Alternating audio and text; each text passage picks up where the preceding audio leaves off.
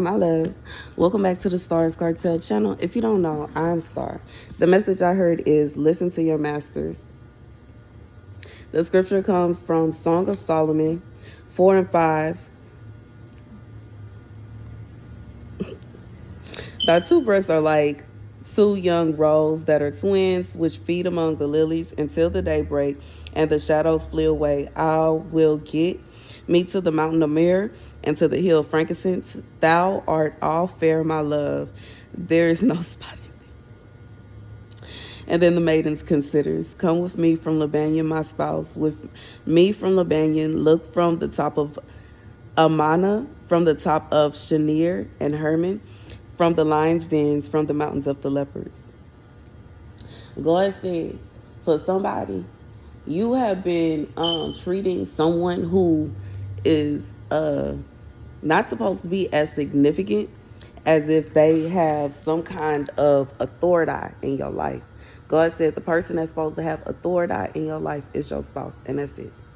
It shouldn't be a situation where your friends are making decisions about your relationship and what y'all are going to do in your relationship. It shouldn't be a situation where your friends are influencing who you are going to date, who you're going to marry, who you're going to have children with, who you're going to spend your life with. Because when it really comes down to it, how many of them are really going to be around like that?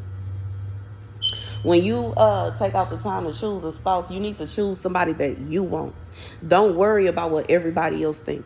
This is somebody that's too focused on what everybody else think. God said you listening to your masters. And if you feel like they not your masters, then why you treating them as such? That's how you acting. You acting like you belong to them. You act like you they property. Every time they say something, you got to run with what they say. Everything they say is gold. This is somebody that don't even stop to think about things. If you got an attractive woman and your friends are sitting up here telling you everything they can to try to get y'all to break up, have you not taken out the time, effort, and energy to stop and think, dang, I think they trying to get at her? Why do they care so much about you and your person? I just feel like this is somebody, if it was the other way around, you not even concerned about who they end up with. But they so worried about you and your person. God says somebody that is too worried about the concerns of other people, too worried about the opinions of others, and for your own good.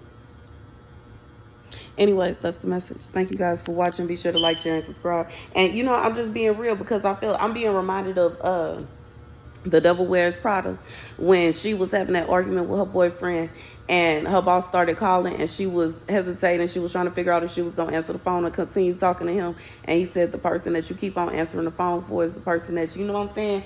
I feel like it's that kind of vibe because, it's not somebody. This is a situation where this person is, it don't mean that they romantically involved because she obviously was not romantically involved with her boss. But everything her boss said go. She started dressing like them, acting like them, going to places they go, doing like, you know what I'm saying? It's like she allowed her boss to overpower her life. And I feel like that's what God is saying. Somebody that is allowing, is like, and it may even be that. It may be somebody that has allowed their job to completely overtake their entire life, their entire identity. God said your job is not supposed to be your identity now. It's not. It's not. What about your legacy? What about your family? What about your wife? What about your children? Like, what about your house? What about, like, there are other things to life. Like, you know what I'm saying? It's other things to do in life. It shouldn't be a situation where your job is literally just everything. And I understand some people love what they do. Ain't nothing wrong with that. I know my job is very important to me. It really is. It is so important to me. But when it comes down to it, I feel like this message is like God is saying you shouldn't take other people's opinions into account when it comes to your spouse. You should take God's opinion into account when it comes to your spouse, because God is the one that wants the ultimate best for you. Meanwhile, other people have ulterior motives. And there's somebody that don't even realize these people that been whispering to them about their wife. They looking at your wife now. They want your wife. As I said, they want your wife and they want her bad. And they will say anything to get her. They will say anything to get her away from you. Anything. Anything.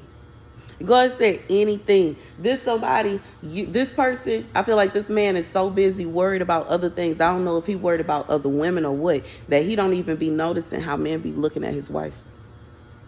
And she don't, like a man is gonna see things a woman don't see, and a woman gonna see things a man don't see. This man's too busy worried about these other women to even notice that all these men that keep talking to him about his wife, they looking at her. They talk about she looking at they looking at her. How could they possibly even see where she's looking if they're not looking at her?